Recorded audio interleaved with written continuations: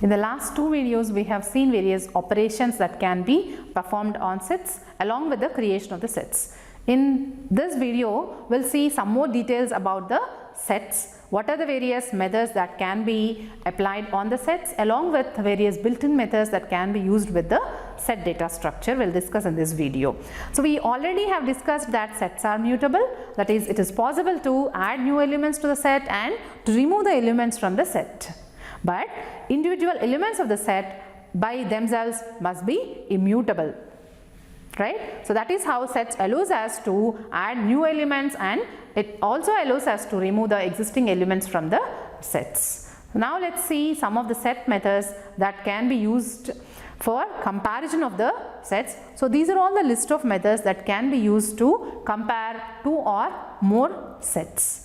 So we already have seen in the last video itself how to use e-subset method to check whether one set is a subset of the other. That is, whether the elements of one set are available in the other set or not. If it is, then the e-subset method returns true, otherwise it returns a false value.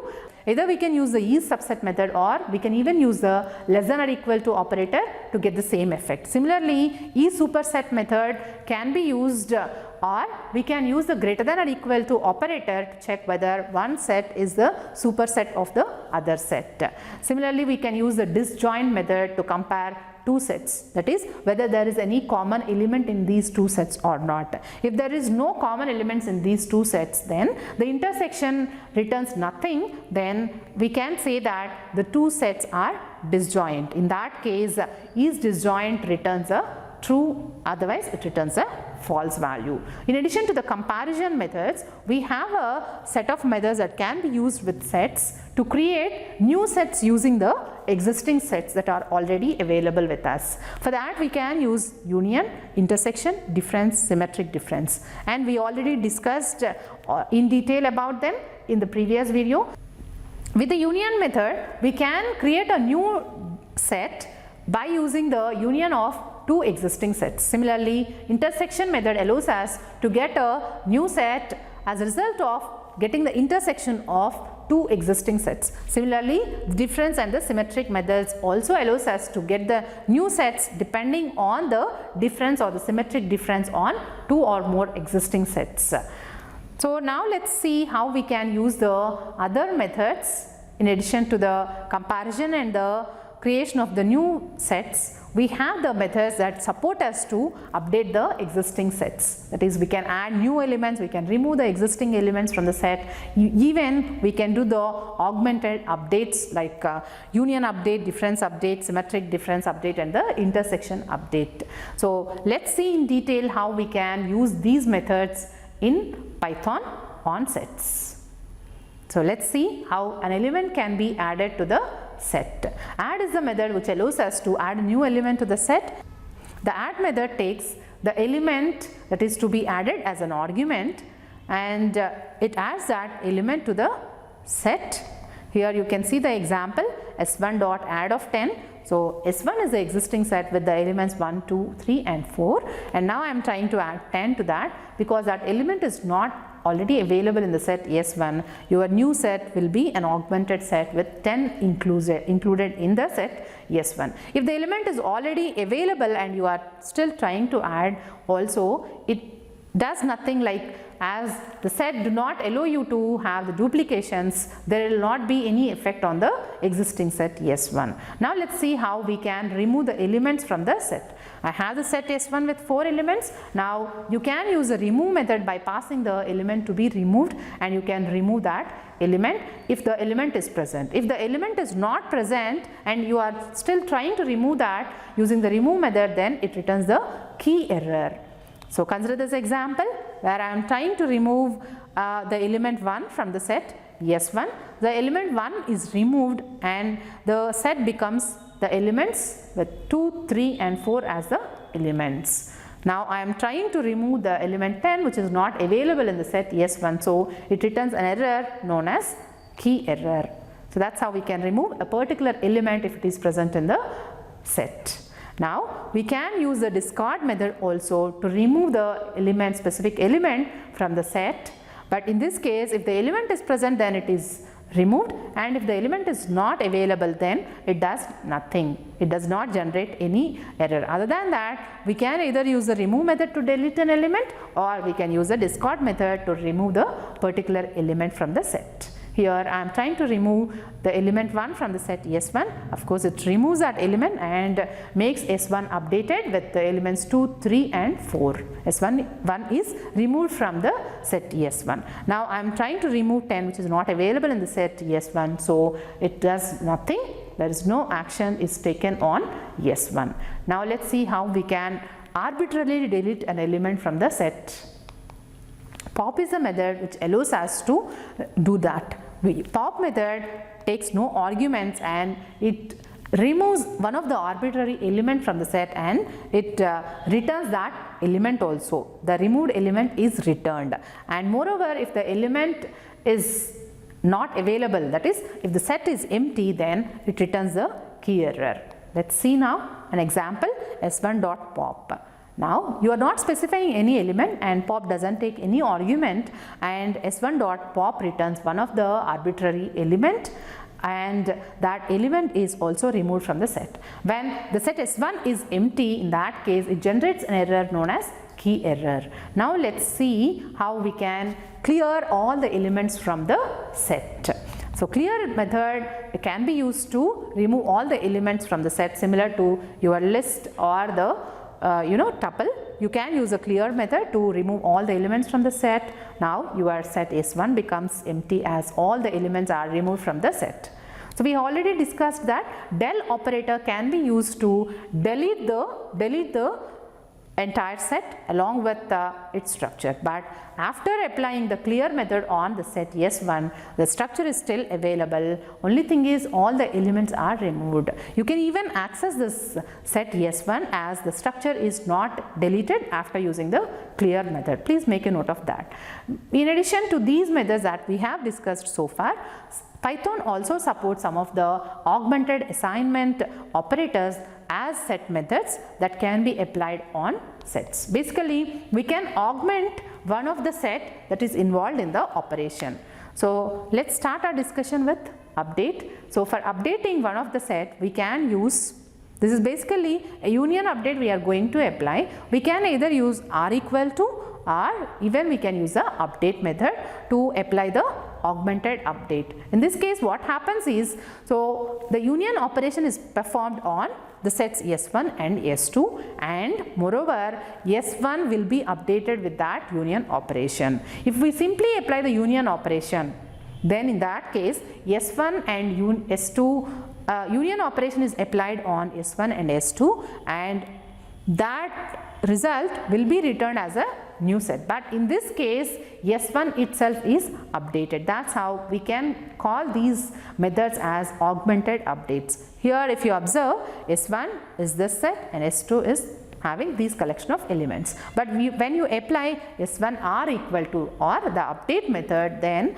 so union operation is applied on both S1 and S2, and that resultant union operation value will be assigned to S1. That is, your S1, original S1 is no more available for you, and it is updated with the union result. Similarly, intersection update can also be used, which results in the S1 updated with the intersection of the two sets S1 and S2. Either we can use the and equal to operator, or we can use the intersection update method to update S1 with the intersection of the sets S1 and S2. Now if you observe, after applying this intersection update operation on the S1 and S2 sets, the resultant set S1 is having the elements 2, 3 and 4, as this is the intersection of the sets S1 and S2. So as S1 itself is updated, this is known as augmented updation operation. So now let's see how we can do the difference update. So we can use either minus equal to, or we can use the difference update. So to make S1 updated with the difference between the sets S1 and S2. Basically, when you apply on S1 and S2 the difference update operation, so S1 gets the difference on the sets S1 and S2.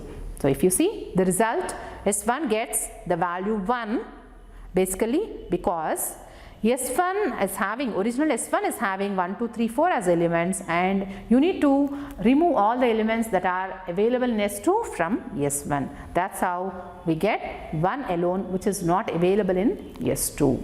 So now let's see how we apply the symmetric difference update. So symmetric difference can be achieved by using the exponentiation equal to operator, or the symmetric difference update method can be used, which updates the set S1 with the symmetric difference operation on S1 and S2. So here S1 is updated with the values 1, 5 as a set. The reason is S1 and S2 are the sets which are having the common elements 2, 3, 4, and 1 and 5 are the only elements which are available either in S1 or in S2, not in both S1 and S2. That's how S1 gets the value 1, 5 as a new set. The set itself is updated, remember that. In addition to these methods that are available in the set class, so there are a list of built-in methods that can be used with sets. So by passing sets as an argument, you can use these list of built-in methods. So now let's see one by one in detail. So len is a method which allows the set as an argument, and when used with sets, it returns how many number of elements are available in the set. So when I call len method with passing S1 as an argument, it returns 7, as there are 7 elements in this. You can use any method to check whether there is any of the element in the set as a true value. So if any of the element is true, then it returns true, otherwise it returns a false value. Here S1 is a list of 7 elements where all the elements are true values. That's how any of S1 returns true. So in the second example, S2 is having one of the value as false, and of course all the elements are true only. So in this case, any of S2 also returns true, because there exists an element which is a true value. Now let's see how we can use the all method to check whether all the elements of the set are true or not. So when we use all with S1, which is having all the elements as true, it returns a true, but in this case S2 is having one of the element as a false value, so it returns a false. One of the element is not true, that's how it is returning a false value. Now let's see how we can apply min, max and the sum built-in methods with the set. When you call the max method with the set, it returns the maximum value. Then when you call the minimum method with the passing a set as an argument, then it returns a minimum value. In this case, S1 is having 1 as the minimum, 7 as the maximum, and sum of all the elements in S1 can be computed using the sum method by passing that set, and it returns 28 in this case, as sum of all the elements in S1 are summed up to 28. Now let's see how we can use the sorted method to get a sorted list of elements on sets. Remember, all these methods like max, min, sorted, so these methods can be applied only when the elements are compatible. So in this case, if you have one of the element in the set S1 as a tuple, then in that case it doesn't compatible. So you cannot apply any of these methods on the set, because it's not possible to find which element is maximum. So similarly, sorted also, when the elements are compatible to sort, then only it is possible to apply the sorted method on any set. So I am applying sorted method on the set S1, so it returns the list of elements as sorted elements. So we can even use the enumerate method to get the enumeration of all the elements of the set. That is, it returns an enumerated object that contains index and value pairs for all the items in the set. So if you observe S1 as having 4 elements, if you want to see what are the indices and the values that are returned by this enumerate object, then you can iterate over the enumerate object using the for loop. So I am using for idx comma value in enumerate of S1. So the enumerate of S1 that actually returns the enumerated object, and I want to traverse every element along with the index, so I am displaying that value. So as a result, I am getting the index value along with the values in the set. So the first element is 101 and its index is 0. The second element is 22 and its index is 1. So that is how it returns the index value along with the elements in the set. So far we have discussed various built-in methods that can be used with sets, and moreover, so how to use various operations like union, intersection, difference on the sets, along with the augmented union operation, augmented set operation on the sets. I hope now you understand where sets can be used effectively compared to the list and the tuple data structure. So what are the various operations that can be applied, what are the various methods that can be used with the sets effectively, you have understood with the help of the examples. Thank you. Thank you for watching this video.